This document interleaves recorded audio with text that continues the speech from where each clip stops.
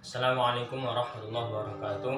Kenalkan, nama saya Gais Ahmad, mahasiswa program studi ilmu Al-Quran dan Tafsir angkatan 2021 UIN Sunan Kalijaga, Yogyakarta. Pada kesempatan kali ini, insyaallah kita akan membahas materi terkait kodikologi dan tekstologi. Sebelum masuk ke materi kodikologi dan tekstologi, kita ulas secara ringkas payung yang menaungi kedua materi tersebut. Kita lanjutkan adalah terkait filologi. Filologi sendiri merupakan studi mengenai seluk-beluk teks dari berbagai aspeknya, yakni yang berupa kesastraan maupun budaya yang melatar belakangi munculnya teks tersebut. Filologi berkaitan erat dengan naskah sebagai objek kajiannya. Adapun naskah dalam disiplin ilmu filologi merupakan dokumen yang di dalamnya terdapat hasil tulisan tangan yang tertuang dalam misal kertas atau bambu, lontar, kulit kayu, dan lain sebagainya, yang mana itu masih perlu diperbaiki dan dianalisa lebih lanjut. Kembali kepada dua materi utama kita, kodikologi dan tekstologi. Kedua term ini mewakili aktivitas substansial dari kajian filologi. Mari kita bahas satu persatu secara singkat. Pertama, kodikologi. Kodikologi sesuai dengan asal katanya kodeks, bermakna naskah atau manuskrip, berarti suatu studi mengenai seluk-beluk bentuk fisik naskah. Adapun ruang lingkup kajian kodikologi ini terdapat beberapa poin.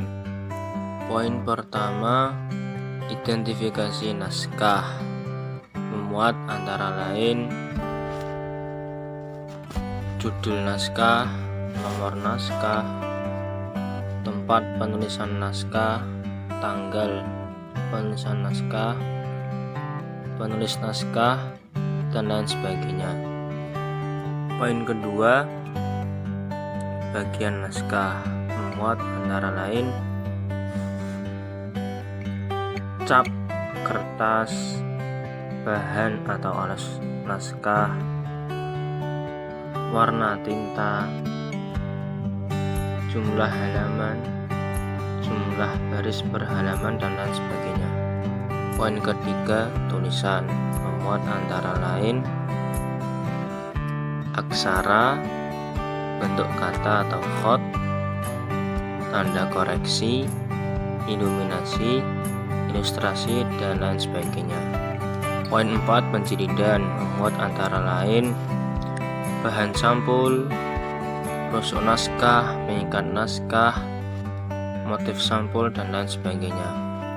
Poin kelima, sejarah naskah, memuat antara lain riwayat naskah, ciri kepemilikan naskah, serta catatan lain yang menunjukkan umur atau sejarah naskah.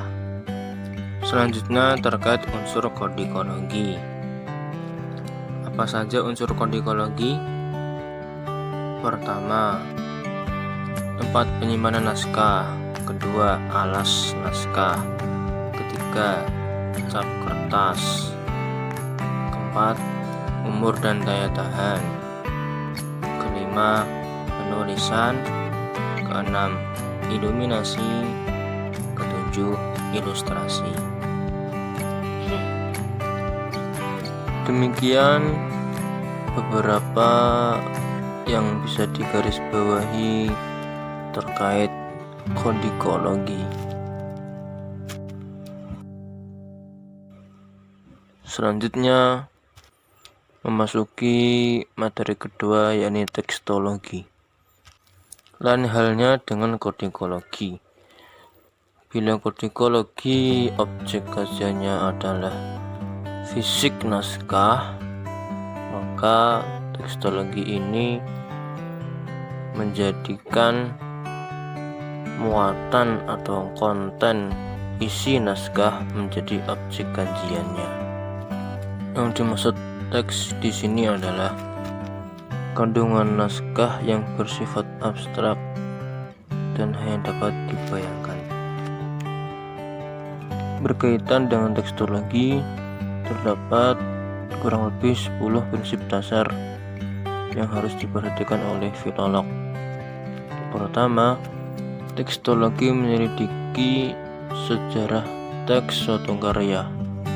Kedua, dimulai dengan penyuntingan. Ketiga, edisi teks menggambarkan sejarahnya. Nomor 4, tidak ada kenyataan tekstologis tanpa ada penjelasan.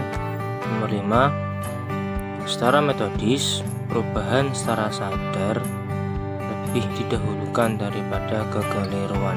Nomor 6, teks diteliti sebagai keseluruhan.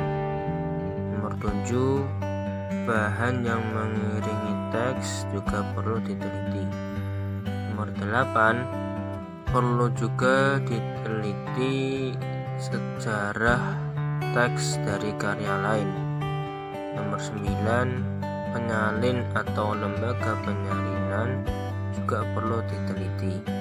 Nomor 10, rekonstruksi teks tidak bisa menggantikan teks yang diturunkan. Salah satu aktivitas filolog terkait tekstologi ini adalah melakukan kritik teks, yakni kritik atau evaluasi dari seorang filolog terhadap teks, meneliti dan menempatkan teks pada tempatnya. Hal ini memang tidak bisa disangkal sebab fakta yang ada, yakni terdapat kesalahan pada teks. Misal, tulisan tangan kurang jelas, penggeseran lafal, penambahan huruf, pengurangan huruf, kata tertukar dan terpengaruh oleh kata yang lain. Demikian sekelumit tentang tekstologi yang bisa digarisbawahi. Dan dengan ini pula berakhir presentasi dari saya. Kurang lebihnya saya mohonkan maaf. Terima kasih.